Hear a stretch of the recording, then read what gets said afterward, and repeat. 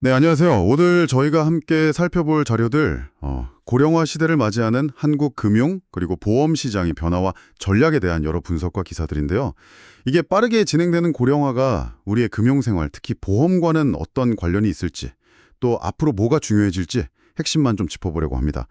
단순히 뭐 정보를 나열하기보다는 여러분께 이게 실질적으로 어떤 의미가 있는지, 뭘 좀 눈여겨봐야 할지 여기에 초점을 맞춰서 좀 심층적으로 이야기 나눠보겠습니다.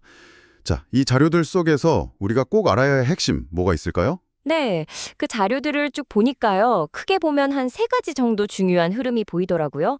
첫째는 역시 고령층의 자산 관리 방식 아니면 연금 활용처럼 여러분의 내돈과 바로 연결되는 금융, 보험 상품의 변화입니다.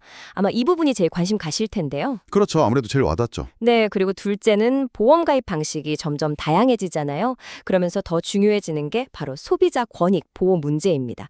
마지막으로는 이제 금융보험 산업 전체가 겪고 있는 구조적인 변화, 그리고 좀 주목해야 할 이슈들, 이런 것들을 짚어볼 수 있겠습니다. 오늘은 이 세 가지 축을 중심으로 어떤 점이 중요하고 또 왜 중요한지 좀 깊이 있게 파고 들어보죠. 네, 좋습니다. 역시 가장 와닿는 부분, 내 돈, 그러니까 금융보험 상품의 변화. 여기서부터 시작해 볼까요? 고령화하면 많은 분들이 치매 걱정을 하시는데 자료를 보니까 이 치매 보험이 예전하고는 좀 많이 달라지고 있다고요. 하고 범위가 훨씬 넓어졌어요. 뭐 단순히 병원비나 간병비 보태주는 걸 넘어서요. 치매 예방 활동을 지원한다거나 진단 이후의 실질적인 생활 관리, 심지어는 실종 시 보장까지 책임지는 방향으로 이렇게 진화하고 있는 거죠. 그저 돈을 주는 것에서 끝나는 게 아니라 그 전 과정을 이렇게 관리해주는 개념으로 바뀌고 있다. 이런 말씀이시네요. 혹시 구체적인 사례 같은 거 좀 더 들어주실 수 있을까요? 그럼요. 예를 들어서 삼성화재의 상품 같은 경우를 보면 치매뿐만 아니라 다른 중증 질환 치료비까지 좀 포괄적으로 보장을 하면서요. 가입자가 치매 예방 활동에 참여하면 뭐 보험료를 할인해 준다거나 하는 혜택을 줘요. 그러니까 예방 단계부터 개입하는 거죠. 예방부터요. 네. 또 흥국화재 같은 경우는 치매 환자가 혹시 실종되었을 때 그 가족이나 보호자에게 뭐 탐색 비용 같은 걸 지원하는 특약을 내놓기도 했고요. 하나손해보험처럼 경도인지 장애, 그러니까 심각한 치매 바로 전 단계 있죠?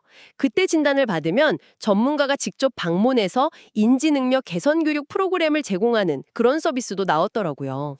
이야, 정말 다양해졌네요. 이게 단순히 금전적인 보장을 넘어서서 진짜 실제 삶의 질하고 관련된 부분까지 케어하려는 움직임이 아주 뚜렷해 보입니다. 그렇다면 치매 보험을 고려할 때 소비자는 어떤 점을 좀 중점적으로 봐야 할까요? 네, 여기서 이제 중요한 점이 나오는 건데요. 이제는 단순히 진단금 얼마, 이 숫자만 비교할 게 아니라는 거죠. 어떤 부가 서비스가 있는지, 또 예방 관리 프로그램은 뭐가 제공되는지, 그리고 실질적인 돌봄 지원은 어떻게 되는지, 이런 걸 아주 꼼꼼히 따져봐야 한다는 겁니다. 그러니까 나 또는 우리 가족에게 정말 필요한 케어가 뭘까 생각해보고 그에 맞는 보장을 제공하는 상품을 선택하는 그런 맞춤형 접근이 중요해진 거죠. 맞춤형 접근이요. 치매 보험의 진화. 이거 확실히 주목할 만한 변화네요. 이거 말고도 고령화 관련해서 좀 눈에 띄는 상품이나 서비스 변화가 또 있을까요? 자료를 보니까 보험사들이 직접 요양시설 짓는데 큰 돈을 투자하고 있다는 내용도 있던데요. 네, 맞습니다. 이것도 고령화 시대에 금융, 보험사가 어떤 역할을 해야 하는지 보여주는 아주 중요한 흐름이에요. 자료에 따르면 KB라이프, 신한라이프, 또 하나생명, 삼성생명 같은 주요 생명보험사들이 있잖아요. 이 회사들이 최근 한 3년 동안 자회사 형태로 운영하는 요양사업체에 투자한 돈이 약 2,277억 원. 어마어마하죠. 와, 2,277억 원이요. 정말 큰 돈이네요. 네, 시설 확충에 나서고 있는 건데요. 이게 단순히 그냥 기본적인 요양 서비스를 넘어서 뭐 고급 시설이나 전문적인 케어 프로그램을 갖춘 이른바 프리미엄 요양 시장을 아주 적극적으로 공략하고 있는 겁니다. 보험사가 직접 요양시설을 운영한다. 이게 소비자나 시장에는 어떤 의미를 가질까요? 그냥 보험 상품 파는 회사가 왜 요양까지 하나? 뭐 이렇게 생각할 수도 있을 것 같은데요. 그거 아주 중요한 질문이세요. 이게 뭐냐면 보험사들이 더 이상 단순히 보험금을 지급하는 회사, 여기에만 머무르지 않겠다는 거죠. 고객의 노후 생활 전체를 책임지는 뭐랄까 종합 라이프 케어 서비스 제공자로 거듭나려는 그런 전략적인 변화로 볼 수 있습니다. 아, 종합 라이프 케어 서비스? 그렇죠. 그러니까 보험 상품 판매로 고객하고 관계를 시작하고 더 나아가서 요양 서비스까지 쫙 연결해서 노후 준비의 전 과정을 함께 하겠다. 이런 큰 그림인 거죠. 그렇군요. 보험이랑 요양 서비스를 하나의 패키지처럼 제공하려는 시도로 볼 수 있겠네요. 근데 이런 대규모 투자가 마냥 순탄하지만은 않을 것 같은데요. 뭐 어려움 같은 건 없을까요? 물론 어려움도 있죠. 가장 큰 죄악은 역시 규제인데요. 현행법상으로는 보험사가 요양시설을 운영하려면 그 땅이나 건물을 직접 소유하거나 아니면 아주 길게 빌려야 해요. 장기 임차라고 하죠. 아, 직접 소유해야 되는군요. 네, 이러면 당연히 초기에 들어가는 투자 비용이 상당하겠죠. 특히 접근성이 되게 중요한데 아시다시피 땅값 비싼 도심이나 수도권 지역의 시설을 충분히 확보하는 데는 좀 현실적인 어려움이 따릅니다. 그래서 주로 외곽 지역 위주로 시설이 생기는 경향이 좀 있고요. 이 규제 문제가 앞으로 어떻게 풀리느냐, 이게 향후 요양 서비스 확대에 좀 관건이 될 수 있습니다. 투자나 시설 확대에 현실적인 제약이 있다는 점은 좀 염두에 둬야겠네요. 상품이나 서비스 측면에서 또 주목할 만한 점이 있을까요? 네, 금융당국에서도 계속 강조하고 있는 부분인데요. 바로 고령층 자산의 유동화 문제입니다. 많은 어르신들이 자산의 상당 부분을 지금 살고 계신 집, 즉 부동산으로 가지고 계시잖아요. 맞아요. 대부분 그렇죠. 그런데 막상 심혈기나 의료비가 필요할 때 이 부동산을 쉽게 현금으로 바꾸기가 어렵다는 문제가 꾸준히 제기되어 왔거든요. 맞습니다. 소위 집은 있는데 쓸 돈이 없는 상황, 그거죠. 이걸 해결할 방법이 필요할 텐데요. 그래서 바로 금융 시스템의 역할이 중요해지는 겁니다. 그 부동산에 묶여있는 자산을 예를 들면 주택연금이나 신탁상품 같은 걸 통해서 안정적인 월 생활비 형태로 바꾸거나 아니면 다른 금융상품에 투자해서 수익을 낼 수 있도록 금융회사들이 좀 더 적극적으로 상품 개발도 하고 상담 서비스도 제공해야 한다. 이런 목소리가 높습니다. 주택연금인의 신탁. 네. 그리고 최근에는 노인복지주택, 그러니까 실버타운하고 연계된 부동산 투자회사, 리츠라고 하죠. 이걸 활용하는 방안도 논의되고 있습니다. 아, 리치요. 그건 좀 생소한데요. 네, 리츠라는 게 여러 사람들 돈을 모아서 부동산을 투자하고 거기서 나오는 임대 수익이나 나중에 팔았을 때 차익을 투자자한테 돌려주는 방식인데요. 이걸 실버타운에 적용하면 개인이 직접 큰 돈을 들이지 않고도 관련 시설에 투자하거나 아니면 자신의 부동산을 유동화해서 입주자금 같은 걸 활용할 길을 열어줄 수 있다는 거죠. 이게 단순히 개인의 노후 준비를 돕는 걸 넘어서요. 묶여있는 자산이 시장에서 돌게 함으로써 국가 경제 전체의 활력에도 기여할 수 있는 아주 중요한 과제입니다. 노후 자금 마련을 위한 금융 상품이나 서비스가 이렇게 다각도로 진화하고 있군요. 특히 자산 유동화 문제는 정말 많은 분들이 공감하실 것 같습니다. 자, 이렇게 상품과 서비스가 다양해지는 만큼 그것을 선택하고 가입하는 과정에서의 소비자 권리 보호 문제, 이것도 당연히 중요해지고 있겠죠. 관련해서 다음 달부터는 동네 병원이나 약국에서도 간단한 보험 상품을 가입할 수 있게 된다는 소식이 있던데 이건 어떤 내용인가요? 네, 바로 그 지점에서 소비자 보호 이슈가 딱 부각됩니다. 말씀하신 것처럼 이른바 간단 보험 대리점 제도가 확대 시행되면서요.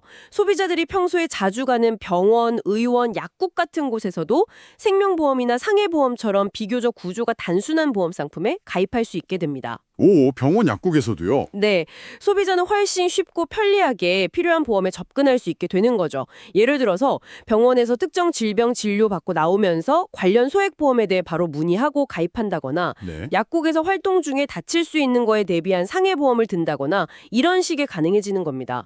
접근성이 높아지는 건 분명 큰 장점인데 근데 한편으로는 좀 걱정도 돼요. 보험 전문가가 아닌 분들이 판매하게 되면 뭐 상품 설명이 부족하다거나 나중에 분쟁 생겼을 때 책임 소재가 좀 불분명해질 수도 있지 않을까요? 아, 정확한 지적이십니다. 네, 편리함의 이면에는 그런 위험성이 당연히 존재하죠.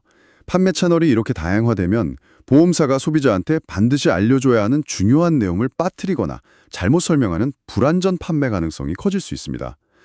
또 문제가 생겼을 때 이게 과연 판매한 병원이나 약국의 책임인지 아니면 상품을 제공한 보험사의 책임인지 이걸 가리는 게 좀 복잡해질 수 있다는 우려도 나오고요. 뭐랄까 소위 팔 때는 마음대로 문제 생기면 나 몰라라 하는 상황이 벌어질 수도 있다는 거죠. 그런 문제에 대한 대비책은 좀 마련되어 있나요? 보험업계는 어떻게 대응하고 있습니까? 물론 보험업계에서도 이 문제를 아주 심각하게 받아들이고 있습니다. 소비자 신뢰를 잃으면 이런 판매 채널 확대가 오히려 독이 될 수 있다는 걸 잘 알기 때문이죠. 그래서 각 보험사들은 내부 통제 시스템을 강화하고 또 병원이나 약국 같은 각 판매 채널의 특성에 맞는 명확한 판매 지침이나 교육 재료를 제공하는 데 힘쓰고 있습니다. 심지어는 AI 기술을 활용해서 전화나 온라인 상담 내용을 자동으로 분석하고 점검해서 불안전 판매 징후를 사전에 포착하려는 그런 노력까지 하고 있고요. 결국은 소비자 신뢰 확보, 이게 지속 가능한 성장의 핵심이다. 이런 인식이 깔려 있는 겁니다. AI까지 활용해서 관리한다니 신경을 많이 쓰는군요. 네, 물론 업계의 이런 자정 노력만으로는 부족할 수도 있겠죠. 그래서 법적인 보호 장치도 강화되고 있는데요. 최근 개정돼서 시행 중인 금융소비자보호법, 줄여서 금소법이라고 하죠. 그 시행령이 대표적입니다. 이 법에 따르면 앞으로 금융회사는 소비자에게 투자성 상품 같은 걸 권유할 때 만약에 그 상품이 소비자의 투자 성향이나 재산 상황 같은 거에 적합하지 않다고 판단되면요. 왜 부적합한지 구체적인 이유를 명시한 보고서, 즉 부적정성 판단 보고서라는 걸 의무적으로 작성해서 소비자에게 제공해야 합니다. 아, 그거 정말 소비자한테 실질적인 도움이 되겠는데요? 예전에는 그냥 이거 좋은 상품이에요 하고 권유받으면 잘 모르고 가입하는 경우도 많았는데 이제는 왜 나에게 이게 맞지 않는지를 명확히 설명드릴 의무가 생긴 거군요. 소비자가 정보 비대칭 상황에서 조금 더 유리한 입장에 서게 되는 셈이네요. 그렇습니다. 묻지마 가입이나 설명 부족으로 인한 피해, 이런 걸 줄이는 데 기여할 것으로 기대됩니다. 또 하나 주목할 만한 제도는 소송중재 제도의 실효성 강화입니다. 소송 중지 제도요? 네, 금융상품 관련해서 분쟁이 생겨서 소비자가 금융감독원에 분쟁 조정을 신청하면 원칙적으로 그 조정 절차가 끝날 때까지 금융회사가 소비자를 상대로 소송을 제기할 수 없도록 하는 제도인데요. 이전에는 일부 좀 예외 조항 때문에 실효성이 떨어진다는 지적이 있었는데 이번 개정으로 조정 진행 중에는 소송 제기가 더욱 엄격히 제한되도록 개선되었습니다. 그러니까 분쟁 과정에서 소비자가 좀 더 안정적인 지위에서 자신의 권리를 주장할 수 있도록 보호하는 장치라고 할 수 있습니다. 법적 보호망이 점점 촘촘해지고 있다는 느낌입니다. 좋습니다. 이런 제도적 변화와 더불어서 보험업계 자치적으로 전문성을 높이려는 노력도 있다고요. 그 보험계약관리역 ICA라는 새로운 자격시험이 시행된다는 소식도 있던데요. 네, 맞습니다. 그 보험계약관리역 ICA, Insurance Contract Administrator는요, 보험 계약이 체결된 이후에 발생하는 계약 유지, 변경, 보험금 지급 심사, 고객 민원 처리 같은 계약 관리 전반에 대한 전문성을 평가하는 자격입니다. 오는 11월 15일에 제11회 시험이 치러지고 10월 14일부터 23일까지 접수를 받는다고 하네요. 아, 그렇군요. 이런 전문 자격 제도의 도입과 활성화는 앞서 이야기 나눈 소비자 신뢰와 바로 직결되는 부분입니다. 보험 가입 이후에도 뭔가 체계적이고 전문적인 관리를 받을 수 있다, 이런 믿음을 소비자에게 심어줌으로써 보험 산업 전체의 신뢰도를 높이고 장기적으로 소비자 보호 수준을 향상시키려는 노력의 일환으로 볼 수 있죠. 상품의 진화부터 판매 채널 변화, 그리고 소비자 보호 강화까지 와, 정말 다양한 변화들이 일어나고 있군요. 자, 그렇다면 이제 시야를 좀 더 넓혀서요. 보험 산업 전체의 구조적인 변화나 주목할 만한 이슈들로 넘어가 볼까요? 앞서 고령화가 여러 변화를 이끌고 있다고 했는데 보통 고령화하면 인력 부족이나 활력 저하 같은 좀 부정적인 측면을 떠올리기 쉬운데요. 근데 자료에서는 보험 설계사의 고령화에 대해서는 좀 다른 시각도 제시하고 있다고요? 네, 그 부분이 상당히 흥미로운 관점입니다. 일반적으로 제조업이나 서비스업, 많은 분야에서 인력 고령화는 생산성 저하나 혁신 지연의 요인으로 지적되곤 하죠. 그런데 보험 판매 채널의 핵심인 설계사 조직의 고령화에 대해서는 제공된 자료에서 오히려 이걸 강력한 경쟁력으로 활용할 수 있다, 이런 주장이 제기되고 있습니다. 경쟁력이요? 아니, 고령 설계사가 어떻게 경쟁력이 될 수 있다는 건가요? 좀 더 설명해 주시죠. 한번 생각해보면요. 한 30년, 40년 이상 활동해온 중장년 설계사분들은 단순히 상품 지식이 많은 걸 넘어서요. 수많은 고객 상담과 계약 관리 과정에서 쌓아온 그 풍부한 경험, 그리고 연륜, 또 인간적인 노하우, 이런 걸 가지고 계시잖아요. 그렇죠. 경험은 무시 못하죠. 네, 고객들하고 아주 오랜 기간 관계를 맺으면서 단단한 신뢰를 구축한 경우도 많고요.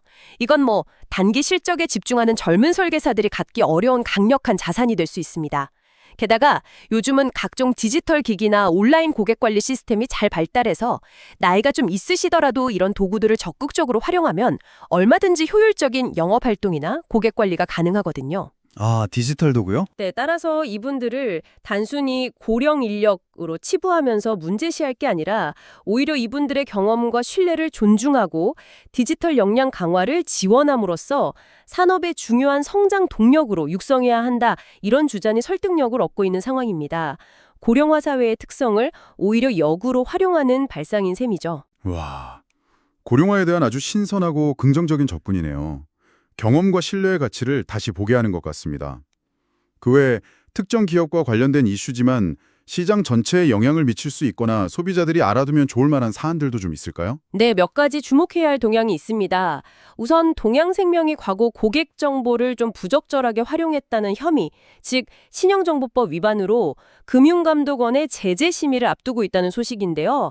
근데 여기서 핵심 쟁점은 동양생명이 자회사 같은데 고객 정보를 넘긴 행위의 법적 성격을 이게 제3자에게 정보를 제공한 걸로 보느냐, 아니면 단순히 업무 처리를 위탁한 걸로 보느냐 이겁니다. 아, 그 법적 해석이 왜 중요한 건가요? 여기에 따라서 과징금 규모가 최소 500억 원에서 최대 1,500억 원까지 어마어마하게 달라질 수 있기 때문입니다. 500억에서 1,500억이요. 와. 네.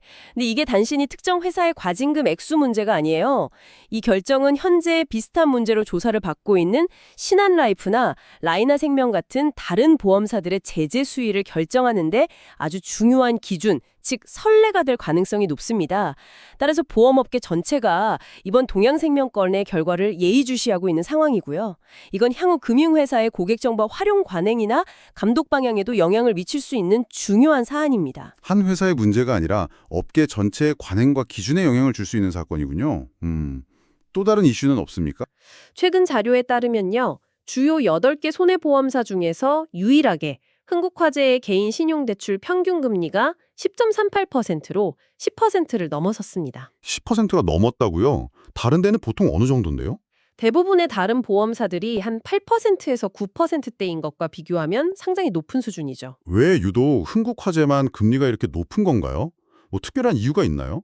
업계에서는 흥국화재의 전체 대출 자산 규모가 최근 좀 감소하면서 이걸 만회하기 위한 방편, 그러니까 이 이자 수익을 보전하기 위해서 다소 높은 금리를 유지하는 것으로 분석하고 있습니다.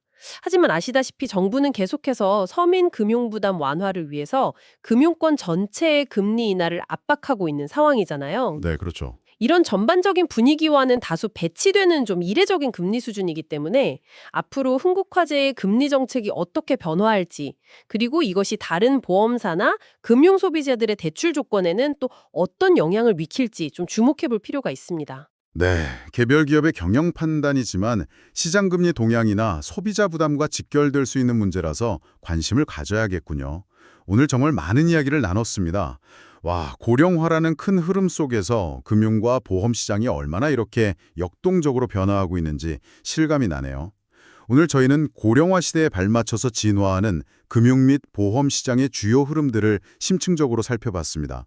치매 보험이 예방과 관리 영역까지 확장되고 또 보험사들이 직접 요양 사업에 뛰어드는 등 노후 대비를 위한 금융보험의 역할과 선택지가 점점 더 폭넓고 깊어지고 있다는 점을 확인할 수 있었습니다. 동시에 병원이나 약국에서도 보험 가입이 가능해지는 등 편리성은 높아지지만 그만큼 소비자 스스로 자신의 권리가 무엇인지 명확히 인지하고 상품 내용을 더욱 꼼꼼히 따져보는 그런 현명함이 중요해졌다는 점도 강조하고 싶습니다. 맞습니다. 결국 이 모든 변화의 중심에는 정확한 정보 그리고 굳건한 신뢰 이 두 가지 키워드가 있다고 생각합니다. 빠르게 변화하는 금융 환경 속에서 나에게 맞는 최적의 계획을 세우기 위해서는 정확하고 충분한 정보 습득이 필수적이고요. 동시에 금융회사들이 소비자의 신뢰를 얻기 위해서 얼마나 투명하게 정보를 제공하는지, 또 오늘 논의된 금소법 강화나 전문 인력 양성처럼 제도적 자율적 노력을 기울이는지를 꾸준히 지켜보는 것이 중요합니다. 이런 변화들을 잘 활용하셔서 자신의 권리를 적극적으로 찾아 나가시길 바랍니다. 네. 오늘 저희의 상세 분석을 들으시면서 나의 노후 준비 이대로 괜찮을까? 이렇게 빠르게 변하는 금융 환경 속에서 나는 앞으로 어떤 정보를 더 찾아보고 또 무엇을 대비해야 할까? 한번 진지하게 자문해 보시는 건 어떨까요? 단순히 특정 상품 가입을 고민하는 것을 넘어서 좀 장기적인 관점에서 나의 금융 건강 상태를 종합적으로 점검하고 미래를 계획해 보는 계기가 되셨기를 바랍니다. 오늘 분석은 여기까지입니다. 다음에 더 유익한 정보로 찾아뵙겠습니다.